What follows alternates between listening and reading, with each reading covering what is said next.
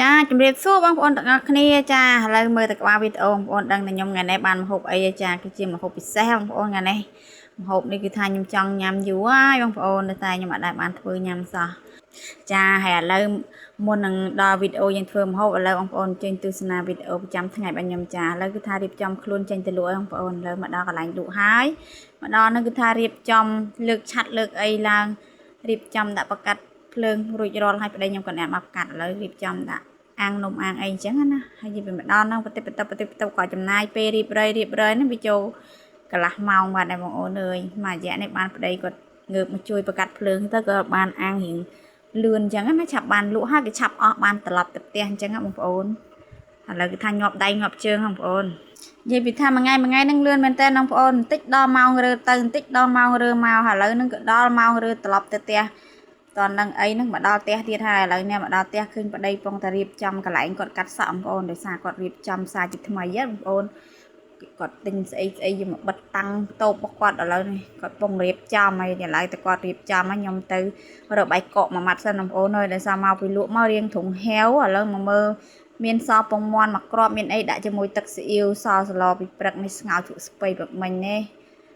ឥឡូវគាត់ញ៉ាំរួចរាល់ហើយក៏ទៅផ្សារឃើញមានគេលក់កំពឹសបងប្អូនមានអីចង់ហូបអាកំពឹសលីងបងប្អូនហើយមកដល់មាន់តាំងកាត់អាពុកមាត់វានឹងអស់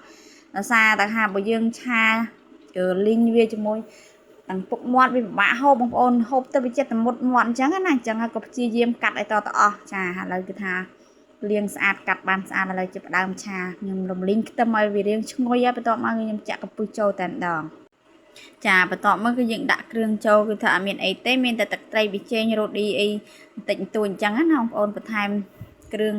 ស្ករអីមិនតិចតែដើម្បីឲ្យវាមានរសជាតិចាហើយបន្ទាប់មកចុងក្រោយគឺយើងដាក់លឹកខ្ទឹមចូលទៅហើយយើងរំលីងឲ្យវារៀងស្ងួតបន្តិចបានឆ្ងាញ់បងប្អូនគឺខ្ញុំចង់ញ៉ាំមួយថ្ងៃបងប្អូនហើយដោយសារថាពេលទៅសាដែលបានឃើញគេលក់ពឹសល្អអញ្ចឹងភាគច្រើនមានលាយត្រីលាយអីអញ្ចឹងខ្ញុំខ្ជិលបងប្អូនខ្ជិលរើសចឹងឥឡូវថ្ងៃនេះត្រូវប៉ាន់បងប្អូនហើយនិយាយពីថាលីងបដានឹងឈ្ងុយមែនតើបងប្អូនហើយឥឡូវឆ្អិនរួចរាល់ហើយបងប្អូនមើលតំណងបងប្អូននិយាយពីថារសជាតិក៏អែមណាស់បងប្អូនហើយឆ្ងាញ់មែនតើចាហើយគឺថាមកហូបថ្ងៃនេះមានតែកាពឹសឆាប៉ុណ្ណឹងហើយនឹងសឡសពីព្រឹកហើយឥឡូវមកមើលប្តីខ្ញុំនេះគេរៀបចំរួចរាល់ហើយបងប្អូនមើលស្អាតបងប្អូននេះកន្លែងប្តីខ្ញុំកាត់សក់បងប្អូនអើយរាល់ថ្ងៃនេះអាជីពច្រើនមុខណាស់បងប្អូនប៉ុន្តែនៅតែមិនមានបានអីនឹងគេសោះបងប្អូនអើយម្ល៉េះហើយចិត្តតែប្រឹងទៀតតើឥឡូវប្តី